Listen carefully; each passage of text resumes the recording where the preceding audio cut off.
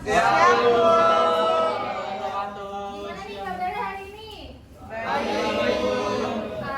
Ada yang nggak hadir nggak nih? Atau hadir semua? Hadir semua, Bu, lengkap. Oke, alhamdulillah. Sebelum mulai pelajaran, ada baiknya kita berdoa terlebih dahulu. Pada ketua kelas dipersilakan untuk memimpin doa. Baik, Bu. Sebelum mulai kegiatan pembelajaran, alangkah baiknya kita berdoa terlebih dahulu. Berdoa menurut kepercayaan masing-masing, dimulai.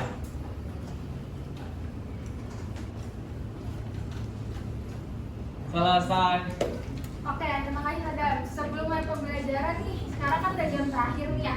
Udah jam-jam rawan ngantuk. Semoga kalian nanti nggak ada yang tidur ya pas dengerin ibu ngejelasin materi.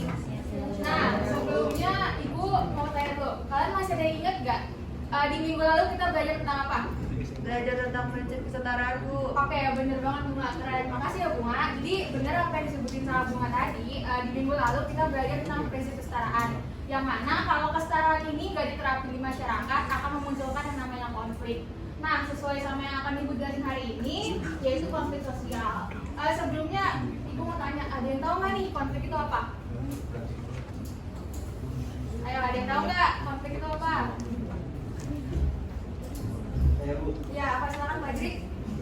Menurut saya konflik itu di saat kita mau impian atau tujuan yang kita punya terwujud, tapi cara yang dilakukan salah karena memakai tindak kekerasan seperti yang berantem, Bu. Oke, betul Pak Jri. Terima kasih ya Pak Jri. Buat tepuk tangan dulu Pak Jri. Jadi betul ya apa yang udah dijelasin sama Pak Jri. Kalau konflik sosial itu merupakan sebuah proses di mana saat seorang atau sekelompok orang berusaha untuk mencapai apa yang mereka inginkan atau mereka punya gitu, tapi caranya salah karena mereka menentang pihak lawan disertai dengan adanya ancaman atau kekerasan. Nah, konflik sendiri berasal dari bahasa Latin yaitu konfigur yang artinya saling memukul. Yang selanjutnya Ibu akan menjelaskan tentang faktor-faktor penyebab terjadinya konflik. Di sini Ibu akan jelasin 3 faktor. Yang pertama itu ada perbedaan individu. Manusia itu merupakan individu yang unik dan pasti punya perbedaan. Bahkan anak kembar identik sekalipun nggak mungkin kan mereka sama gitu dari sifat, sikap segala macamnya. Jadi perbedaan inilah yang nantinya akan menyebabkan terjadinya konflik. Contohnya apa? Contohnya nih, di satu kelas ini kita lagi dengerin musik yang genrenya rock. Ada beberapa anak yang mungkin senang karena jadi nggak ngantuk gitu ya, jadi semangat. Tapi ada juga beberapa anak yang rasa terganggu karena mungkin suaranya terlalu keras kayak gitu. Yang kedua, ada perbedaan latar belakang kebudayaan. Manusia itu tumbuh di lingkungan budaya yang berbeda, bahkan nilai sama namanya juga berbeda.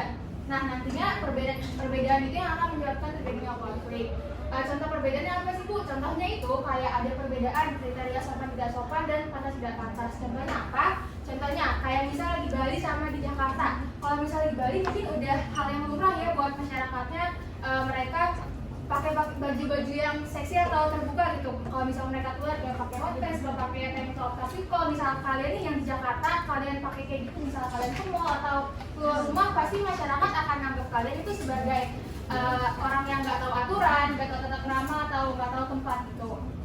Nah, yang selanjutnya ada perbedaan kepentingan. Manusia itu punya kebutuhan dan kepentingan yang sama. Kadang nih dua orang itu melakukan hal yang sama tapi tujuannya berbeda. Nah, perbedaan kepentingan inilah yang nantinya akan menyebabkan munculnya konflik politik, konflik ekonomi, konflik sosial budaya antar kelompok dan konflik individu. Oke, yang selanjutnya Ibu akan jelasin jenis-jenis konflik. Di sini ada 2 jenis konflik yang akan Ibu jelasin ke kalian. Yang pertama ada konflik vertikal. Konflik vertikal itu apa sih Bu? Konflik vertikal itu adalah konflik yang terjadi antara satu pihak dengan pihak yang lainnya, yang mana mereka punya kedudukan atau derajat yang sama, yang beda. Contohnya apa? Contohnya kayak konflik antara kaum borju sama proletar, terus atasan sama bawahan, atau buruh dengan majikan atau pemilik modalnya. Yang kedua ada konflik horizontal. Nah, konflik ini terjadi antara 2 pihak atau lebih, tapi mereka punya kedudukan yang sama. Contohnya apa? Kayak konflik antar suku, antar agama, antar ras, antar partai politik atau antar masyarakat. Nah, di sini Ibu punya 2 gambar di layar. Kira-kira anak-anak ada yang tahu nggak nih? Dari gambar yang paling yang sebelah kiri, itu gambar termasuk konflik apa? Saya, Bu. Ya, Mbak Alicia. Gambar sebelah kiri itu guru yang sedang melakukan demo menaikkan upah dan termasuk jenis konflik vertikal, Bu. Oke, betul Alicia. Boleh tepuk tangan dulu untuk Alicia. Nah, karena Alicia dijawab yang sebelah kiri, sekarang yang sebelah kanan. Ada yang tahu nggak? Saya, Bu. Ya, oke, Syariah boleh. Kalau gambar yang kanan itu merupakan gambar sekelompok masyarakat di sebuah suku yang sepertinya lagi berantem atau berkonflik, Bu. Tawuran.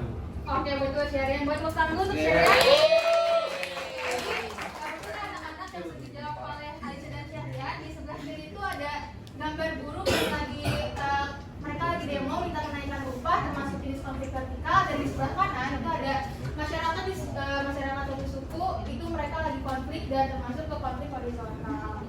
Oke, pembahasan selanjutnya ada perbedaan konflik sama persaingan. Sebelumnya ibu mau tanya dulu ke kalian, ada nggak sih yang tahu bedanya konflik sama persaingan itu apa? Saya Bu, Boleh Salsa? kalau konflik itu identik dengan kekerasan, sedangkan persaingan itu konflik mereka yang menjadi yang terbaik. Oke, ada lagi nggak nih yang tahu perbedaan konflik sama persaingan? Oke, berarti cuma Salsa ya. Boleh tepuk tangan dulu untuk Salsa? Jadi sebenarnya konflik sama persaingan itu mereka sama-sama bentuk dari interaksi disosiatif. Bahkan persaingan ini juga sebenarnya nih merupakan tahap awal munculnya konflik. Tapi konflik sama persaingan juga punya perbedaan. Perbedaannya apa? Kalau konflik ini kayak tadi Ibu jelasin, dia mengarah pada terjadinya kekerasan atau ancaman. Sedangkan kalau persaingan dia hanya fokus untuk mencapai kemenangan. Contohnya apa? Misalnya di kelas ini, Fajri sama Sadam sama-sama bersaing untuk mendapatkan nilai sosiologi yang paling tinggi, kayak gitu. Yang selanjutnya ada perbedaan konflik sama kekerasan. Nah, pertama ibu bakal jelasin kekerasan itu apa sih Bu? Kekerasan itu merupakan sebuah perbuatan yang mana nantinya akan merugikan dan menyakiti orang lain. Contohnya apa? Kekerasan itu dapat berupa pembunuhan, perampokan, pemukulan dan sebagainya. Nah, sebelum ibu jelasin perbedaan konflik sama kekerasan, anak-anak ada yang tahu nggak nih contoh kekerasan di sekitar kita tuh apa? Saya Bu. Oke, boleh silakan saja. Contohnya itu yang lagi rame sebelum itu gak sih Bu? Yang berita KDRT yang dilakukan oleh artis Rizky Bilar sama Lesti. Oke, betul ternyata saya suka nonton gosip ya. Banyak banget saya. Jadi betul ya anak-anak yang dijelasin saja barusan kalau salah satu kekerasan itu adalah kekerasan dalam rumah tangga. Contohnya apa? Yang ramai kemarin di berita itu kekerasan rumah tangga dilakuin sama Rizky Bilar ke Lesti. Nah, sekarang itu akan jelasin bedanya konflik sama kekerasan. Kalau konflik itu korbannya berasal dari dua belah pihak, penyelesaiannya butuh waktu yang lama dan dia butuh pihak ketiga atau mediator. Sedangkan kekerasan, dia korbannya berasal dari pihak yang lemah, penyelesaiannya nggak butuh waktu yang lama dan butuh peran pengadilan. Oke, selanjutnya ibu akan jelasin dampak dari konflik. Gak mungkin kan konflik yang terjadi di lingkungan sekitar kita atau bahkan diri kita itu nggak ngasih dampak. Ibu akan jelasin dua dampak dari konflik, yaitu positif sama negatif. Yang pertama, dampak positif itu ada munculnya norma baru, meningkatkan solidaritas kelompok, meningkatkan kekuatan pribadi untuk menghadapi konflik dan mendorong kesadaran kelompok yang berkonflik untuk melakukan kompromi. Sedangkan dampak negatif dari konflik, yang pertama ada menimbulkan perpecahan, terus melumpuhkan roda perekonomian, meningkatkan keresahan masyarakat dan menyebabkan kerusakan sarana dan prasarana umum. Oke, sampai sini ada yang mau tanya nggak tentang dampak-dampak dari konflik? Ya Bu, Ya silakan Syarian. saya mau tanya Bu, salah satu dampak negatif dari adanya konflik ini kan dapat melumpuhkan roda perekonomian. Ya. Nah, menurut Ibu, kenapa hal itu bisa terjadi? Oke, pertanyaan baru Syarian, terima kasih ya. Iya. Jadi kalau misalnya tanya, kenapa sih Bu konflik ini bisa melumpuhkan roda perekonomian suatu negara? Jadi Ibu bakal jawab pakai contoh. Contohnya kayak misal negara Indonesia sama negara Thailand mereka berkonflik. Sedangkan biasanya nih Indonesia mengimpor beras dari Thailand. Tapi karena mereka lagi konflik, lagi berantem, otomatis Indonesia nggak bisa dong impor beras dari Thailand.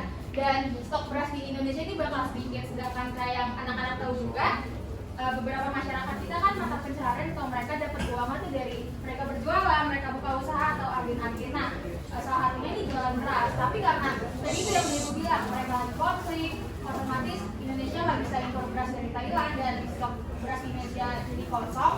Jadinya masyarakat nggak bisa nih berjualan. Nah, mereka jadinya nggak punya uang atau nggak punya penghasilan seperti itu. Dan jelas Bu Syarian. Udah Bu, sudah. Makasih Bu. Sama-sama. Oke, selanjutnya kita masuk ke pembahasan terakhir, yaitu pencegahan konflik. Jadi konflik itu dapat dicegah kalau misalnya masyarakatnya punya kepekaan sosial dalam mengenali gejala sosial. Nah, Ibu akan jelasin ke kalian nih ada 4 cara yang dapat digunakan untuk mencegah konflik.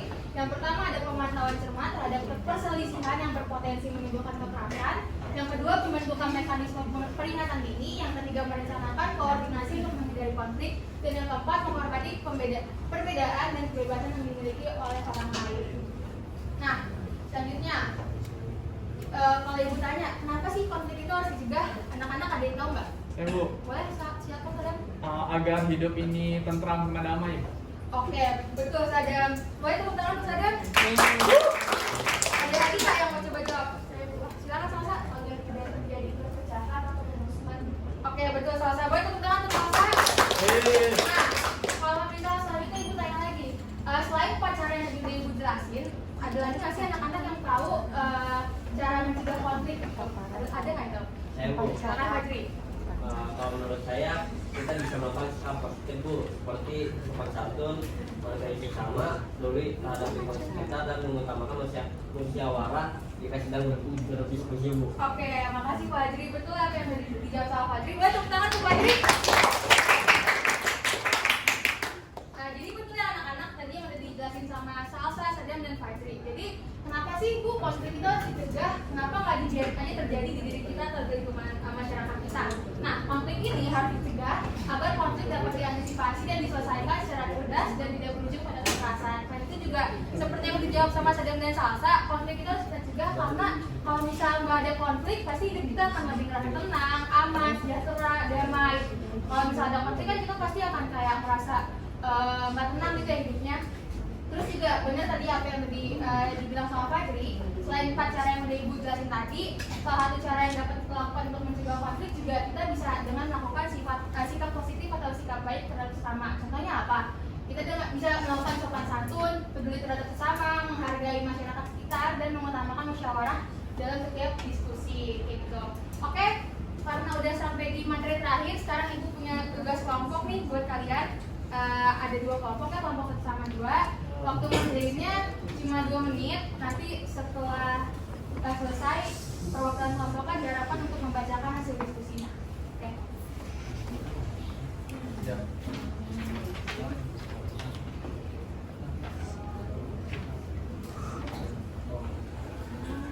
Oke, selamat mengerjakan. Jika ada yang ingin ditanyakan, boleh tanya dulu ya anak-anak.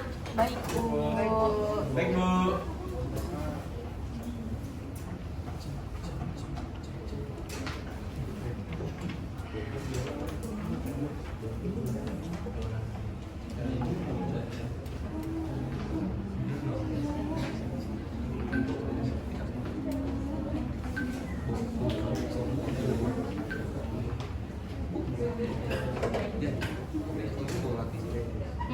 Oke, karena udah 2 menit, waktunya udah habis. Sekarang boleh perwakilan kelompok 1 membacakan hasil diskusinya? Ya, silakan Alicia. Jadi pada gambar di bawah ini, Yang di belakang tolong dengar dulu ya, ini Alicia mau jelasin hasil diskusinya. Baik Ibu. jadi pada gambar di bawah ini merupakan gambar buruh atau pekerja di PT ICA yang sedang melakukan demo karena mereka dituntut untuk bekerja tanpa tahu waktu dan hak mereka sebagai buruh juga tidak pernah terpenuhi. Bahkan buruh perempuan sampai ada yang mengalami keguguran karena dipaksa bekerja di malam hari dan mengangkat barang-barang. Konflik buruh ICA ini termasuk jenis konflik vertikal. Oke, betul Alicia. Terima kasih Alicia, dan boleh tepuk tangan untuk kelompok 1.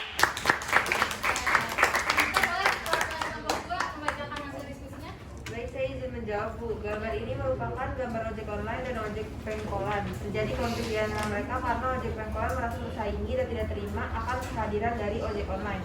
Karena kebanyakan orang sekarang lebih sering menggunakan ojek online karena lebih praktis dan juga biaya yang dikeluarkannya lebih murah. Dan konflik ini termasuk jenis konflik horizontal Bu. Oke, terima kasih Bunga. Boleh tepuk tangan untuk kelompok 2. Kelompok 1 sama kelompok 2 udah bacain hasil diskusinya. Sekarang Ibu minta tolong satu di antara kalian untuk ngasih kesimpulan nih, materi yang kita pelajarin hari itu apa sih? Boleh? Saya Bu. Ya, silakan Rosa. Jadi hari ini kita belajar tentang konflik, konflik sosial, dimulai dari pengertian, jenis ini faktor penyebab, dampak yang ditimbulkan, dan juga tentang bagaimana cara bisa kita lakukan untuk mencegah terjadinya konflik. Oke, betul Salsa. Boleh tepuk tangan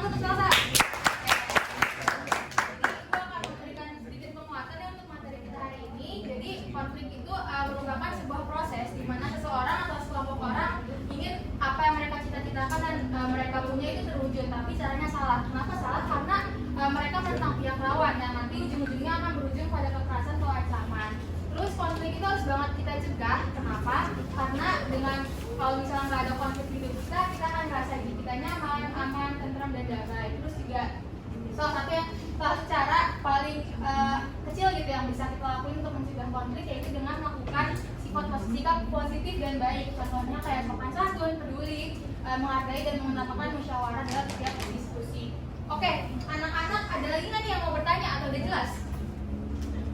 Jelas. Oke, karena nggak ada lagi yang mau tanya, berarti Ibu anggap kalian udah ngerti ya sama materi yang hari ini Ibu jelasin. Nah, untuk materi selanjutnya silahkan dipelajari di modul dan untuk tugas akan Ibu berikan di grup kelas dan secara berkelompok kan dikerjakannya dan akan kita bahas di pertemuan selanjutnya di minggu depan.